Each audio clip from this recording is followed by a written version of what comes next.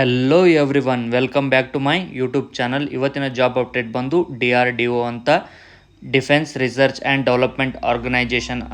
ಇನ್ನೂ ಯಾರೆಲ್ಲ ಈ ಚಾನಲ್ಗೆ ಸಬ್ಸ್ಕ್ರೈಬ್ ಮಾಡ್ಕೊಂಡಿಲ್ಲ ಈಗಲೇ ಸಬ್ಸ್ಕ್ರೈಬ್ ಮಾಡ್ಕೊಳ್ಳಿ ಇದೇ ಥರನಾದ ಜಾಬ್ ಅಪ್ಡೇಟ್ಗಾಗಿ. ಇನ್ನು ಈ ವಿಡಿಯೋದಲ್ಲಿ ಫುಲ್ ನೋಟಿಫಿಕೇಷನ್ನ ಎಕ್ಸ್ಪ್ಲೇನ್ ಮಾಡ್ತಾ ಹೋಗ್ತೀನಿ. ಇನ್ನು ಇಲ್ಲಿ apprentice for the year 2024 and 25ಗೆ ಈ ನೋಟಿಫಿಕೇಷನ್ ಬಂದಿರೋದು. ಈ ಜಾಬ್ಗೆ ಗ್ರ್ಯಾಜುಯೇಷನ್, ಡಿಪ್ಲೊಮೊ ಮತ್ತು ITI ಮಾಡಿದವರು ಸಂಪೂರ್ಣವಾಗಿ ಅಪ್ಲೈ ಮಾಡ್ಬೋದು. ಇನ್ನು ಪೀರಿಯಡ್ ಆಫ್ ಟ್ರೈನಿಂಗ್ ಬಂದುಬಿಟ್ಟು 1 ಇಯರ್ ಇರುತ್ತೆ. ಇದರಲ್ಲಿ ಗ್ರ್ಯಾಜುಯೇಷನ್ ಅಪ್ರೆಂಟಿಸ್ಶಿಪ್ ಮತ್ತು ಡಿಪ್ಲೊಮೊ ಅಪ್ರೆಂಟಿಸ್ಶಿಪ್ ಮತ್ತು ITI ಆದವ್ರಿಗೆ ಅಪ್ರೆಂಟಿಸ್ಶಿಪ್ ಮಾಡ್ಬೋದು.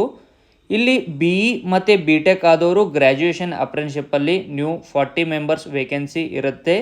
ಇನ್ನು ಡಿಪ್ಲೊಮೊ ಅಪ್ರೆಂಟಿಸ್ಶಿಪ್ ಅಲ್ಲಿ ಎಲೆಕ್ಟ್ರಿಕಲ್ ಮತ್ತು EEE, ಕಂಪ್ಯೂಟರ್ ಸೈನ್ಸ್ ಮತ್ತು ಮೆಕ್ಯಾನಿಕಲ್ ಆದವರು ಕೂಡ ಅಪ್ಲೈ ಮಾಡ್ಬೋದು. ಅಲ್ಲೂ ಕೂಡ 40 ವೇಕೆನ್ಸಿ ಇದೆ. ಇನ್ನು ITI ಆದವರು ಅಪ್ರೆಂಟಿಸ್ಶಿಪ್ಗೆ ಅಪ್ಲೈ ಮಾಡಬಹುದು. ಇನ್ನು ಯಾವ್ಯಾವ ಟ್ರೇಡ್ ಅಂತ ಕನ್ಸಿಡರ್ ನೋಡೋದಾದರೆ ಫಿಟ್ಟರ್, ವೆಲ್ಡರ್, ಟರ್ನರ್, ಮಷಿನಿಸ್ಟ್ ಮತ್ತು ಮೆಕ್ಯಾನಿಕಲ್, ಡೀಸೆಲ್, ಎಲೆಕ್ಟ್ರಾನಿಕ್ಸ್ ಮೆಕ್ಯಾನಿಕ್ ಮತ್ತು ಎಲೆಕ್ಟ್ರಿಷಿಯನ್ ಆ್ಯಂಡ್ ಕೋಪಾ ಆದವರು ಕೂಡ ಈ ಜಾಬ್ಗೆ ಅಪ್ಲೈ ಮಾಡ್ಬೋದು. ಇಲ್ಲಿ ITI ಆದವ್ರಿಗೆ ಅಂತಲೇ 120 ವೇಕೆನ್ಸೀಸ್ ಇದೆ.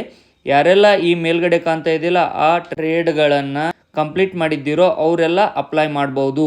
ಇನ್ನು ITI ಆದವರು SCVT ಅಥವಾ NCVTಯಿಂದ ಪಾಸಾಗಿರಬೇಕು ಅಥವಾ ಸರ್ಟಿಫಿಕೇಟ್ನ ಪಡೆದಿರಬೇಕು.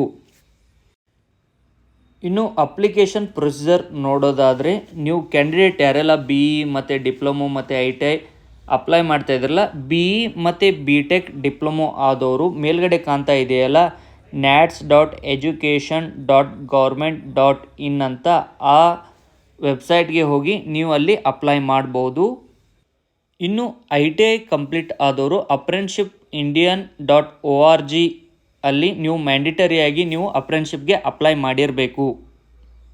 ಇದು ಅಪ್ಲಿಕೇಶನ್ ಪ್ರೊಸೀಜರಲ್ಲಿ 2ನೇ ಪಾಯಿಂಟ್ ಬಂದು ರಿಜಿಸ್ಟ್ರೇಷನ್ಗೋಸ್ಕರ. ಆದರೆ ಇನ್ನು 3rd ಪಾಯಿಂಟ್ ಬಂದು ನಿಮ್ಮದು ಅಪ್ಲಿಕೇಶನ್ನ ಕ್ಯಾಂಡಿಡೇಟ್ ಅಪ್ಲೈ ಮಾಡೋದು ಹೇಗೆ ಅಂತ ಕೊಟ್ಟಿದ್ದಾರೆ. 3rd ಆ್ಯಂಡ್ 4th ಅಲ್ಲಿ 3rd ಅಲ್ಲಿ BE ಮತ್ತು BTechದವ್ರು ಅಪ್ಲೈ ಮಾಡೋದು ಕೊಟ್ಟಿದ್ದಾರೆ. 4th ಪಾಯಿಂಟಲ್ಲಿ ITI ಕ್ಯಾಂಡಿಡೇಟ್ಸ್ ಹೇಗೆ ಅಪ್ಲೈ ಮಾಡೋದಂತ, ನಿಮ್ಗೆ ಯಾವ ಪೋರ್ಟಲಲ್ಲಿ ಹೋಗಿ ಅಪ್ಲೈ ಮಾಡ್ಬೋದು ಅಂತ ಲಿಂಕನ್ನು ಕೊಟ್ಟಿದ್ದಾರೆ.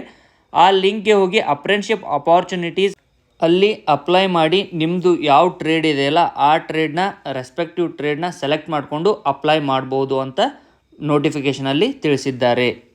ಇನ್ನು ITIನಲ್ಲಿ ಯಾರೆಲ್ಲ ಅಪ್ಲೈ ಮಾಡ್ತಿದ್ದಾರಲ್ಲ ಅವರೆಲ್ಲ ಕೂಡ 18 ವರ್ಷ ಮೇಲ್ಗಡೆ ಪಟ್ಟಿರಬೇಕು. BE ಡಿಪ್ಲೊಮೊ ಆದವರು 18 ವರ್ಷ ದಾಟಿರ್ತಾರೆ. ಬಟ್ ITI ಆದವರು ಕೂಡ 18 ವರ್ಷದ ಮೇಲೆ ಪಟ್ಟವರು ಮಾತ್ರ ಈ ಜಾಬ್ಗೆ ಅಪ್ಲೈ ಮಾಡ್ಬೋದು. ಇನ್ನು ಮೇಲ್ಗಡೆ ತಿಳಿಸಿದ್ನಲ್ಲ ಆ ಟ್ರೇಡ್ಗಳನ್ನು ನೀವು ITIನ 2022 ನಂತರ ಇಲ್ಲಿವರೆಗೂ ಅಂದರೆ 2022, 23, 24ರಲ್ಲಿ ಯಾರೆಲ್ಲ ಪಾಸ್ ಆಗಿದ್ದಾರಲ್ಲ ಅವರೆಲ್ಲ ಕೂಡ ಈ ಜಾಬ್ಗೆ ಅಪ್ಲೈ ಮಾಡ್ಬೋದು. ಮತ್ತು ಅವರೆಲ್ಲ ನಿಮ್ಮ ಪರ್ಸಂಟೇಜ್ ಬಂದು 60%ಗಿಂತ ಮೇಲಿದ್ದವರೆಲ್ಲ ಈ ಜಾಬ್ಗೆ ಅಪ್ಲೈ ಮಾಡಬಹುದು. ನೋಟಿಫಿಕೇಷನಲ್ಲಿ ಕಾಣಿಸ್ತಾ ಇದೆಯಲ್ಲ ಅದೇ ರೀತಿ ಅಪ್ಲೈ ಮಾಡಿ. ಇನ್ನು ಈ ಜಾಬ್ಗೆ ಅಪ್ಲೈ ಮಾಡೋರು ಈ ನೋಟಿಫಿಕೇಷನ್ ಬಂದ 21 ದಿನದೊಳಗೆ ನೀವು ಈ ಜಾಬ್ಗೆ ಅಪ್ಲೈ ಮಾಡ್ಬೋದು. ಇನ್ನು ಸೆಲೆಕ್ಷನ್ ಪ್ರೊಸೀಜರ್ನ ನೋಡೋದಾದರೆ ನೀವು ಸೆಲೆಕ್ಷನ್ ಪ್ರೊಸೀಜರ್ ಬಂದು ನಿಮ್ಮ ಮೆರಿಟ್ ಮೇಲೆ ಸೆಲೆಕ್ಟ್ ಮಾಡ್ತಾರೆ. ಮೆರಿಟ್ ಮೇಲೆ ಅಂತಂದರೆ ನೀವು ಅಕಾಡೆಮಿಕಲ್ಲಿ ಎಷ್ಟು ಮಾರ್ಕ್ಸ್ ತೆಗೆದಿರ್ತೀರಲ್ಲ ಅಥವಾ 60, 80 ಆ ಬೇಸಿಸ್ ಮೇಲೆ ಏನು ಮಾಡ್ತಾರೆ ಅಂದರೆ ನಿಮ್ಮನ್ನ ಮೆರಿಟ್ ಲಿಸ್ಟ್ನ ಕೊಡ್ತಾರೆ. ಸೆಲೆಕ್ಟ್ ಆದ ಕ್ಯಾಂಡಿಡೇಟ್ಸ್ನ ಇಮೇಲ್ ಮೂಲಕ ನಿಮ್ಮನ್ನ ಕಾಂಟ್ಯಾಕ್ಟ್ ಮಾಡ್ತಾರೆ. ಸೆಲೆಕ್ಟ್ ಆದ ಕ್ಯಾಂಡಿಡೇಟ್ಸು ಕೆಳಗಡೆ ಅವರು ಒಂದಿಷ್ಟು ಡಾಕ್ಯುಮೆಂಟ್ ಲಿಸ್ಟ್ಗಳನ್ನ ಕೊಟ್ಟಿದ್ದಾರೆ. ಅದಕ್ಕೆ ನಿಮ್ಮ ಸೆಲ್ಫ್ ಅಟೆಸ್ಟೆಡ್ ಮಾಡಿ ಡಾಕ್ಯುಮೆಂಟ್ ವೆರಿಫಿಕೇಷನ್ ಮಾಡೋ ಟೈಮಲ್ಲಿ ನೀವು ತೆಗೆದುಕೊಂಡು ಹೋಗಬೇಕಾಗತ್ತೆ. ಇನ್ನು ಯಾವ್ಯಾವ ಡಾಕ್ಯುಮೆಂಟ್ಸ್ ಅಂತ ನೋಡೋದಾದರೆ ಫಸ್ಟ್ಗೆ ಬಂದು ನಿಮ್ಮದು ಅಪ್ಲಿಕೇಶನ್ ಏನು ಪ್ರಿಂಟೌಟ್ ಇರುತ್ತಲ್ಲ ಆ ಪ್ರಿಂಟೌಟ್ನ ತೆಗೆದುಕೊಂಡು ಹೋಗಬೇಕು. ಸೆಕೆಂಡು 10th ಮಾರ್ಕ್ಶೀಟ್ ಮತ್ತು ಸರ್ಟಿಫಿಕೇಟ್ನ ನೀವು ತೆಗೆದುಕೊಂಡು ಹೋಗಬೇಕು. ಅಂದರೆ SLC ಮಾರ್ಕ್ಸ್ ಕಾರ್ಡ್ ಇರುತ್ತಲ್ಲ ಅದನ್ನು ತೆಗೆದುಕೊಂಡು ಹೋಗಬೇಕು. Next BE, BTech, diploma, ITI ಮಾರ್ಕ್ಶೀಟ್ಗಳನ್ನ ತೊಗೊಂಡೋಗ್ಬೇಕು ಅಥವಾ ಪ್ರಾವಿಷನಲ್ ಇದ್ರೂ ನಡೆಯುತ್ತೆ. ನೆಕ್ಸ್ಟ್ ಡಿಗ್ರಿ ಮತ್ತು ಪ್ರೊವಿಷನಲ್ ಅಥವಾ ITI ಸರ್ಟಿಫಿಕೇಟ್ ಇರುತ್ತಲ್ಲ ಆ ಸರ್ಟಿಫಿಕೇಟ್ನ ನೀವು ಒಯ್ಯಬೇಕು. ನೆಕ್ಸ್ಟ್ ಕಾಸ್ಟ್ ಸರ್ಟಿಫಿಕೇಟ್ ನೀವು ಅಪ್ಲೈ ಮಾಡಿದ್ರೆ, PWD ಸರ್ಟಿಫಿಕೇಟ್ ನೀವು ಅಪ್ಲಿಕೇಶನಲ್ಲಿ ಹಾಕಿದರೆ, ನೆಕ್ಸ್ಟ್ ಯಾವುದಾದ್ರೂ ಗೌರ್ಮೆಂಟ್ ID ಪ್ರೂಫ್ನ ನೀವು ಒಯ್ಬೋದು. ಪ್ಯಾನ್ ಕಾರ್ಡ್, ವೋಟರ್ ID ಅಥವಾ ಡ್ರೈವಿಂಗ್ ಲೈಸೆನ್ಸ್ ಕೂಡ ಒಯ್ಬೋದು. ಬಟ್ ಆಧಾರ್ ಕಾರ್ಡ್ನ ಇಲ್ಲಿ ಮ್ಯಾಂಡೇಟರಿಯಾಗಿ ನೀವು ತೆಗೆದುಕೊಂಡು ಹೋಗಬೇಕಾಗತ್ತೆ. ನಿಮ್ಮದು ಆಧಾರ್ ಕಾರ್ಡ್ ಯಾವ ಬ್ಯಾಂಕಿಗೆ ಸೀಡಿಂಗ್ ಆಗಿರುತ್ತೋ ಅದೇ ಬ್ಯಾಂಕ್ ಪಾಸ್ಬುಕ್ ಮತ್ತು ಸ್ಟೇಟ್ಮೆಂಟ್ನ ಒಯ್ಯಬೇಕು. ಮತ್ತು ಮೆಡಿಕಲ್ ಸರ್ಟಿಫಿಕೇಟ್ ಅಂದರೆ ಫಿಟ್ನೆಸ್ ಸರ್ಟಿಫಿಕೇಟ್ನ ತೆಗೆದುಕೊಡ್ಬೇಕು. ಗೌರ್ಮೆಂಟ್ ಹಾಸ್ಪಿಟಲ್ಲಿ ತೆಗೆದುಕೊಡ್ತಾರೆ. ನೆಕ್ಸ್ಟ್ 2 ಪಾಸ್ಪೋರ್ಟ್ ಸೈಜ್ ಫೋಟೋಗ್ರಾಫಿನ ತೆಗೆದುಕೊಂಡು ಹೋಗಬೇಕು. ಇನ್ನು ಮೆರಿಟ್ ಲಿಸ್ಟಲ್ಲಿ ಮತ್ತು ಡಾಕ್ಯುಮೆಂಟ್ ವೆರಿಫಿಕೇಷನಲ್ಲಿ ಯಾರೆಲ್ಲ ಕ್ಯಾಂಡಿಡೇಟ್ ಸೆಲೆಕ್ಟ್ ಆಗ್ತಿರೋ ಅವರು ಕಂಪಲ್ಸರಿಯಾಗಿ ಪೊಲೀಸ್ ವೆರಿಫಿಕೇಷನ್ನ ಮಾಡಿಸ್ಲೇಬೇಕು.